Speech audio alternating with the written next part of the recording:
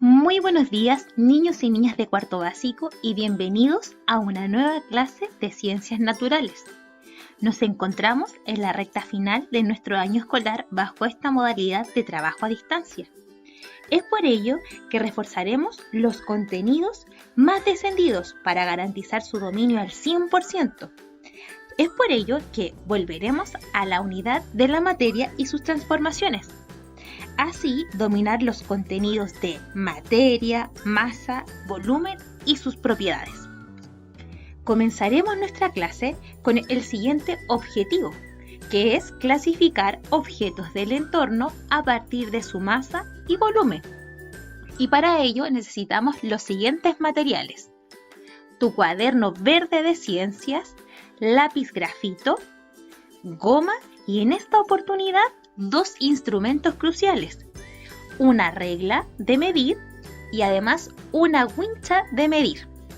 Si aún no cuentas con todos los materiales necesarios, te invitamos a pausar tu video antes de continuar.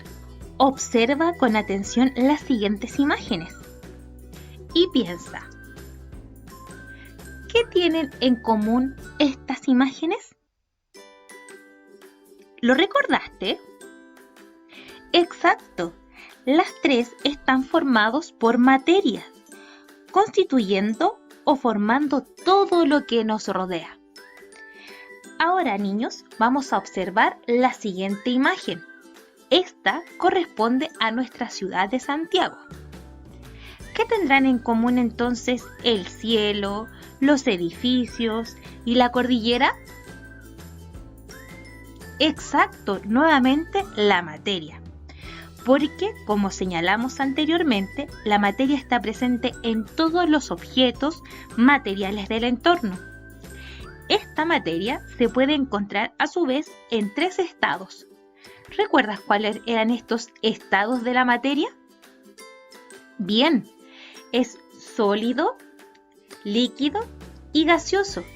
Recordemos que en el sólido sus partículas que conforman cada una de la materia están completamente unidas y tienen un pequeño movimiento llamado vibración.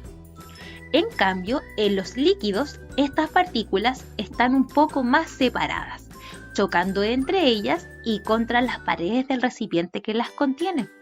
Porque recordemos que tanto los líquidos como los gaseosos no tienen forma definida, sino que más bien adoptan la forma del recipiente que las contiene.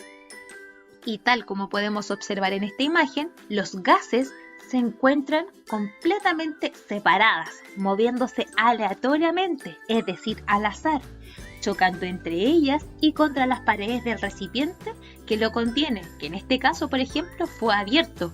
Por eso sus partículas comienzan a moverse por todos lados, saliendo del recipiente en el cual se encuentran contenidos. Ahora, niños, toda esta materia posee unas cualidades que vamos a estudiar a continuación.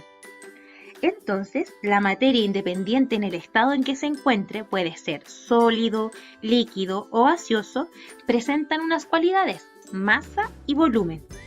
La primera de ellas que estudiaremos será la masa, que al observar la imagen puedes darte cuenta que es la cantidad de sustancia que poseen los objetos, tal como lo muestra la imagen. Por ejemplo, acá podemos observar una balanza repleta de frutas, ¿cierto? Y algunas verduras. Acá podemos observar que cada una de ellas sería la cantidad de sustancia y que, tal como lo muestra, está siendo medida por una balanza, ya que ese es el instrumento con el cual se mide la masa. Y su unidad de medida puede ser en gramos o kilogramos si el objeto es de mayor tamaño. Por ejemplo, acá podemos observar una manzana en una balanza. Tenemos una cantidad de sustancia sobre la balanza para medirla y solo registra 15 gramos. En cambio, si queremos medir objetos más grandes, por ejemplo, masar nuestra cantidad de sustancia contenida en el cuerpo, nosotros también nos vamos a subir a otra balanza, en otra presentación, ¿verdad? Pero esta vez no nos vamos a medir en gramos, sino que en kilogramos. Es por ello que nosotros te decíamos que depende la cantidad de sustancia que posea un objeto.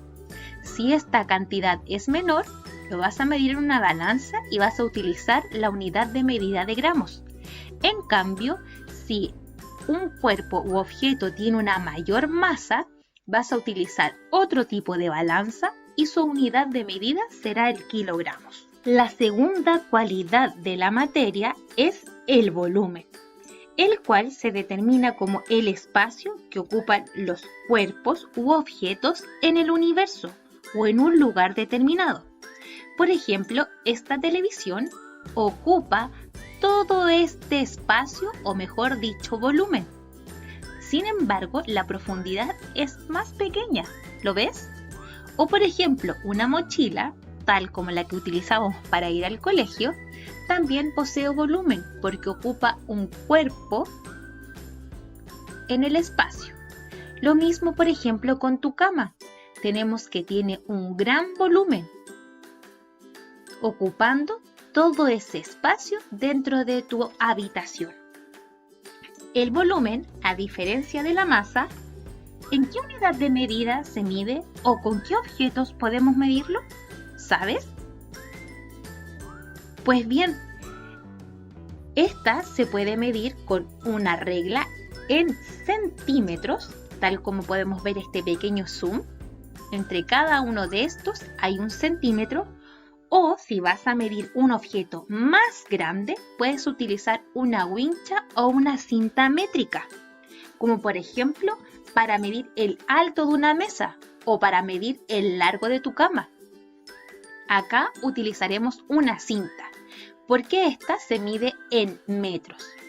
Es decir, la unidad de medida del volumen es en centímetros o en metros, tal como lo representa la imagen. Ahora, queridos estudiantes, distinguiremos qué instrumentos utilizaremos en las siguientes situaciones. Por ejemplo, si tuvieras que medir tu cuaderno, ¿qué objeto utilizarías? ¿A, B o C? Perfecto, ¿cierto? Utilizaríamos A, que es una regla de medir, y lo mediríamos en centímetros. Sin embargo, si tuviéramos que medir el living comedor de nuestra casa, ¿qué objeto utilizarías? ¿A, B o C?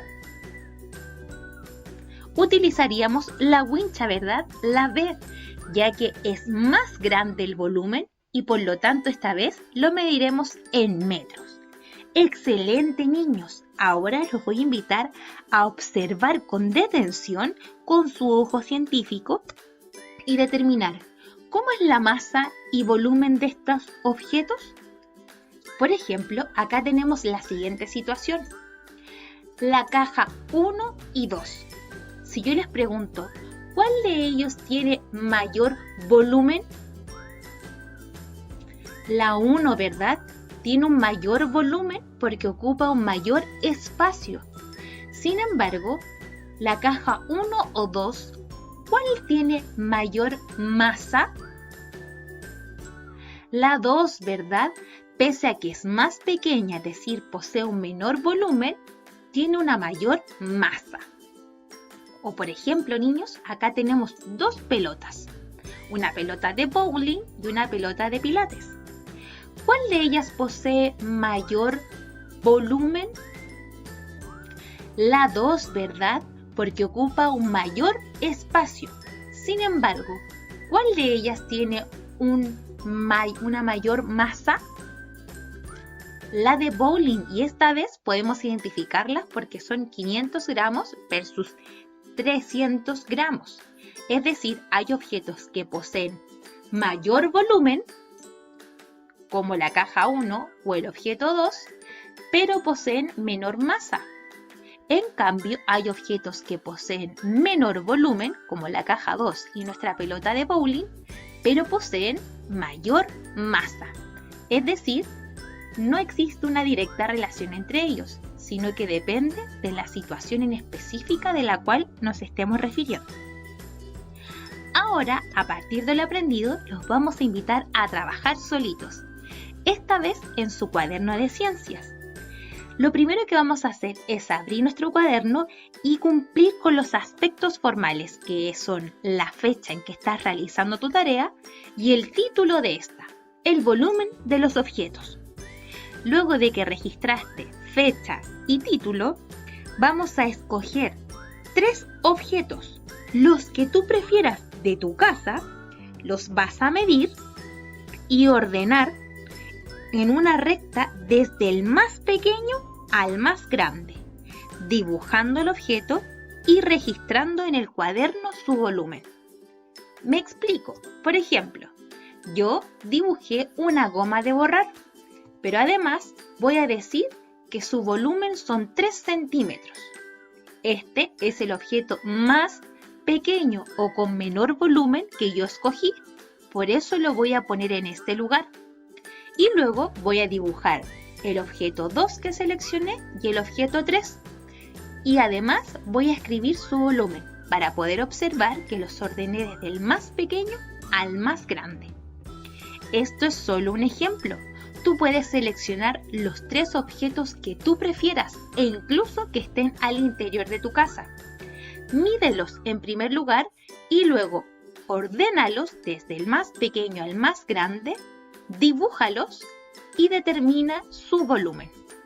Una vez que hayas terminado, te invito a enviar tu tarea de ciencias completamente terminada a tu profesora Emily, que lo puedes hacer vía WhatsApp o correo electrónico como tú prefieras y demostrar cuánto has aprendido. Chao, queridos niños, hasta la próxima y que estén muy bien.